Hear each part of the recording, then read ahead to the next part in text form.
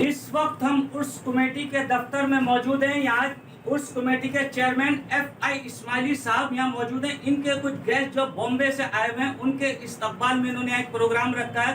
तो इस्माइली साहब, अब ये बताइए, आपने जो प्रोग्राम रखा है, जो आपके गेस्ट आए, उनके बारे में थोड़ा बताएं। हमारी बहुत खुशकिस्मती है कि हमारे बीच में अब्बास खान साहब आया और उस कमेटी के ऑफिस में हमारे पदम में काम रखे और उनकी वाबस्तगी जो है उन्होंने फिल्म इंडस्ट्री से और बड़े म्यूज़िक घराने से उनके जो मोहम्मद साहब के जो बुजुर्ग रहे वो लता मंगेशकर, सोनू निगम, इन लोगों के वो गुरु रह चुके हैं और एक बड़ा कंट्रीब्यूशन हिंदुस्तान में इनकी फैमिली का, पूरे हिंदुस्तान में। कभी आपके नाना कभी जो है मकसद हुए थे तो उनके जनाजे में नेहरू तशरीफ लाए थे, तो उससे आप समझ सकते हैं कि कितना बड़ा कंट्रीब्यूशन।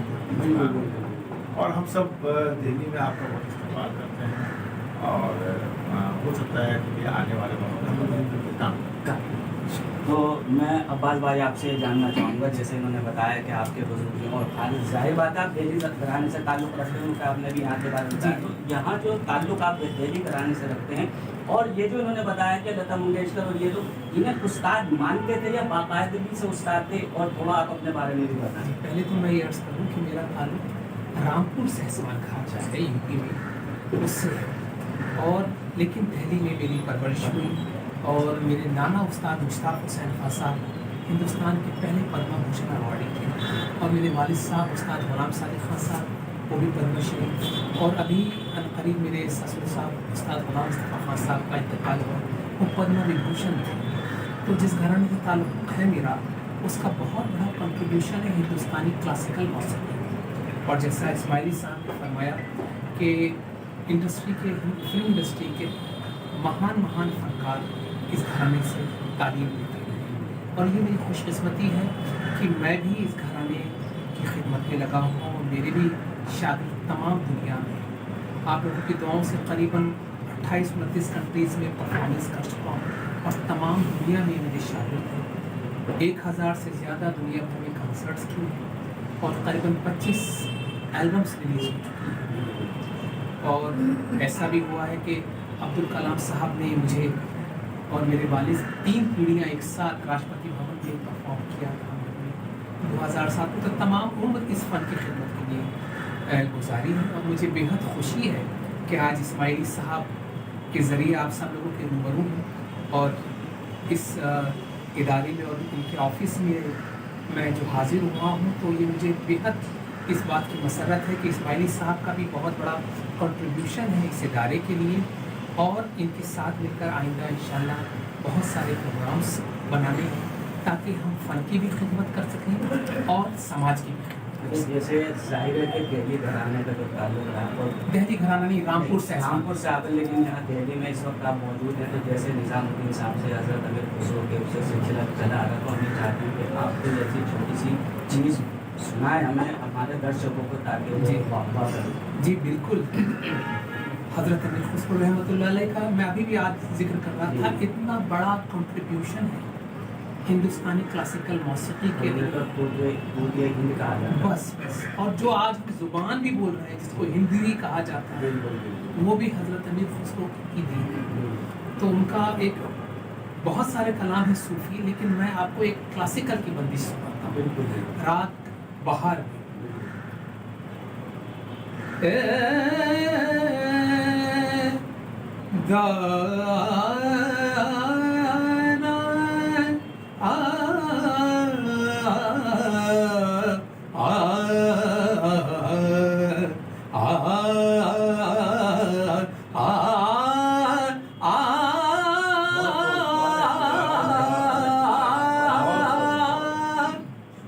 फूल ब्रही सरसों सकल बन, क्योंकि ये बहार का मौसम है।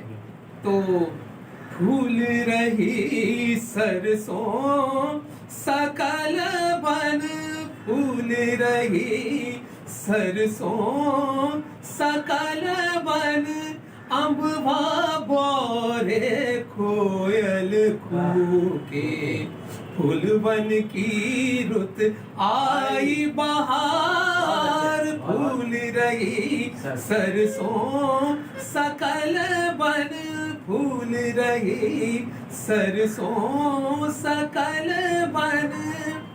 और एक आपने सुनी होगी सूफी की, छाप तिलक सब छीनी रे, वो से नैना मिलाई के, छाप तिलक सब छीनी रे, वो से नैना मिलाई के, नैना मिलाई के, नैना मिलाई के, नैना मिलाई के, नैना मिलाई के, मतवारी कर दी रे, वो से नैना मिलाई के, छाप तिलक सब छीनी रे, वो से नैना मिलाई के।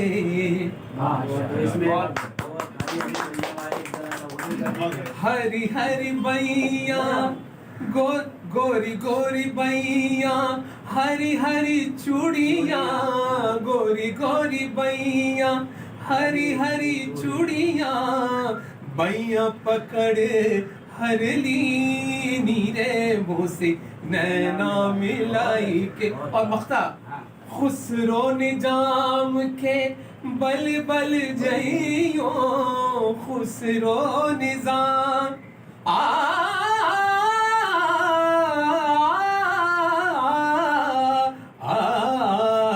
खुसरो निजाम के बल बल जइयो, मोहे सुहागन की रे, मोसे नैना मिलाई के, छाप तिलक सब छीनी रे, मोसे नैना मिलाई के। हमारे साथ एसएमसी के जो मेंबर्स और इस्माइली भाई वहीं रहना मैं ना सेशन के लोग हैं, उनसे जानना चाहते हैं सर, थोड़ा सा आप भी बताएं भाई के बारे में। अभी जैसा कि आज जनाब उर्स कमेटी के चेयरमैन फरहत इकबाल इस्माइली साहब ने आज दावत दिया था कि मुलाकात करने की तरह से, और इनकी उर्दू दोस्ती मुझे बहुत पहले से वो है, करीब 3 सालों से जो है मैं इनको अच्छी तरीके से जानता हूँ। जब कुंडली जैसे इलाकों में इन्होंने उर्दू शुरुआत की थी। आज जब मैं यहाँ पे आया तो एक ऐसी शख्सियत से इन्होंने रूबरू करवाया, मुलाकात करवाया, तो वाकई दिल दंग रह गया कि ये जो है न सिर्फ कदरदान है बल्कि मोहब्बत करते हैं उर्दू वालों से और उर्दू के जो है लोगों से। और मैं शुक्रगुजार हूँ कि उनकी वजह से अब्बास साहब से और तमाम यहाँ पे लोगों से मुलाकात हुई, और उम्मीद है कि उर्दू के हक़ और उसके फलाह और उसकी बहबूदगी के लिए हमेशा उस कमेटी भी अपना ताउन पेश करता रहेगा। देखिए, आपने देखा जो गुलाम अब्बास साहब के एजाज़ में जो यहाँ पे तकरीब रखी गई है, यहाँ पे कितने इन्होंने चुनिंदा वो लोग हैं जो कहीं न कहीं किसी न किसी तरह से सोशल वर्क कर सकते हैं, लोगों को उजागर कर सकते हैं। अब इस्माइली साहब ने ये बीड़ा उठाया, गुलाम अब्बास साहब के साथ मिलकर काम करेंगे, और अब ये चाहते हैं और अपने दर्शकों से ये कहना चाहते हैं कि वो दिन जल्द आए कि गुलाम हैदर साहब को वो रूबरू बिल्कुल लाइव देखें और उसके बाद महसूस हो सकें कि हमने जो है कितनी नायाब चीज़ अभी तक हमारे कानों पे नहीं, जितने रस बोल रही थी अब वो हमारे भी कानों में रस बोलेगी और लोग जो है एंजॉय हो सकते हैं। और इस्माइली साहब के लिए सभी लोगों ने शुक्रिया अदा किया, और मैं आखिर में इस्माइली साहब से कहना चाहूँगा कि ये 2 बातें शुक्रिया के लिए भी कहें ताकि लोग जो हैं मेरे सभी लोग मेहमान आए हैं उनका मैं बहुत शुक्रगुजार हूँ। और इस कमेटी के हमारे छोटे संगठन में लोग अक्सर लोग देखते हैं, यहाँ मिलने आते हैं और अपनी कमेटी पेश करते हैं। अपनी जो है वो एक तरह से उनके जो काम होते हैं उसके लिए वो यहाँ मशवरा लेने आते हैं, बात करते हैं, और हमारी ये पूरी कोशिश करते रहती है कि जो भी हमारे पास आए और जो भी मुझसे हो सकेगा इंशाअल्लाह मेरी ज़िंदगी में मैं उनकी पूरी मदद करूँगा, हर तरह से मदद करूँगा। मैं CM के पास जाऊँगा, डिप्टी CM के पास जाऊँगा, जहाँ जहाँ मुझे जाना होगा जब खड़ा रहूँगा, होते हैं और वहाँ उसके लिए मैं खड़ा रहूँगा। और उसके लिए भी उसके लोग से दिल्ली में अपनी मसाइल आप जानते हैं, पार्किंग की प्रॉब्लम है, पानी की प्रॉब्लम है, तो उसके लिए भी गवर्नर साहब से हमारी बात हुई है, CM साहब से बात हुई है। चूँकि अभी कोरोना चल रहा है और बीच में थोड़ा सा अभी इलेक्शन का माहौल बने रहे हैं, तो अभी वो ख़त्म हुआ इंशाल्लाह, और फिर अभी कल परसों से रमज़ान शुरू है। तो रमज़ान के बाद जो हमने एक बड़े छोटा सा हमने 2 तरह का प्लान बनाया है उस कमेटी को लेकर के। एक शॉर्ट टर्म प्लान बनाया, एक लॉन्ग टर्म प्लान बनाया। उसमें जैसे अभी जिक्र हुआ अभी खुसरो हमारे मतलब के मशहूर शख्सियत, हमारे हिस्ट्री में बहुत बड़ा नाम है, बल्कि मैं कहता हूँ हिंदुस्तान में अगर हिंदी और संस्कृत को किसी ने मतलब कि आम किया, उनके ज़माने में फारसी जो है ऑफिशियल लैंग्वेज थी हिंदुस्तान, और जिसकी जिस कंट्री की फारसी लैंग्वेज हो उस ज़माने में हिंदी और संस्कृत की 100 किताबें लिख देना अपने आप में बहुत बड़ी बात है, कमाल की बात है। तो इंशाल्लाह उस कमेटी जो है एक सद्भावना समिति बना रही, और वो सद्भावना समिति में इंशाल्लाह जो हम 31 सितंबर से लेकर के 5 अक्टूबर को APJ अब्दुल कलाम साहब को बर्थडे है, वो जो है इंशाल्लाह जो हम एक प्लान बना रहे हैं इसके लिए। तो हम एक सद्भावना समिति के नज़रिए से जो है सद्भावना सभा या एक सद्भावना दिवस मनाएंगे दिल्ली में इंशाल्लाह, और पूरे हिंदुस्तान में गंगा जमुनी तहजीब को, हिंदू मुसलमानों को और मोहब्बतों को जोड़ने का काम।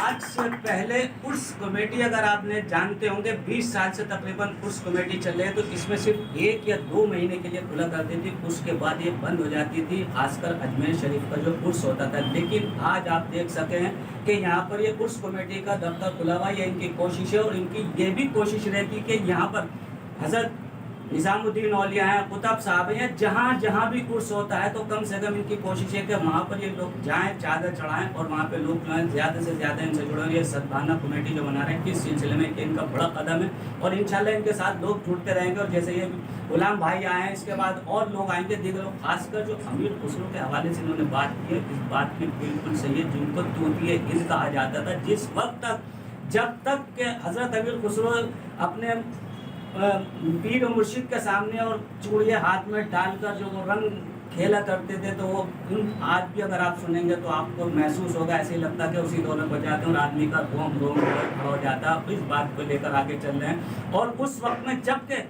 हिंदुस्तान की ज़बान पर्शियन थी, उसके बावजूद संस्कृत और हिंदी का जो उन्होंने मिलन, और खासकर उर्दू को भी लेकर चले, इसी वजह से इसको उर्दू भी है उसी वक्त से शुरू हो गई। इसको लश्कर इसी वजह से कहा जाता है, इसमें हिंदी, उर्दू, संस्कृत, इंग्लिश, पर्शियन, अरबी हर जबान के लफ्ज़ हैं। इसी वजह से उर्दू ज़बान जो है हिंदुस्तानी ज़बान है, ना कि किसी मुसलमान की ज़बान है। इसको आम और फहम करने में जो रोल अदा किया हज़रत अमीर खुसरो ने, और उनके बाद जो ये सिलसिला शुरू हुआ है, लखनऊ घराने, दिल्ली घराने, रामपुर घराने, इनके भी सलाम करना चाहिए। और जो लोग आज भी इस सिलसिले में गुलाम भाई और इनके आगे कड़ियाँ तुलेंगे, हम ये चाहते हैं कि लोग जो है दिन ब दिन तरक्की करते जाएँ। इसे सियासी तकदीर यूट्यूब चैनल को सब्सक्राइब करें और बेल आइकन पर क्लिक करें, ताकि आपको सबसे पहले खबरें मिलती रहें।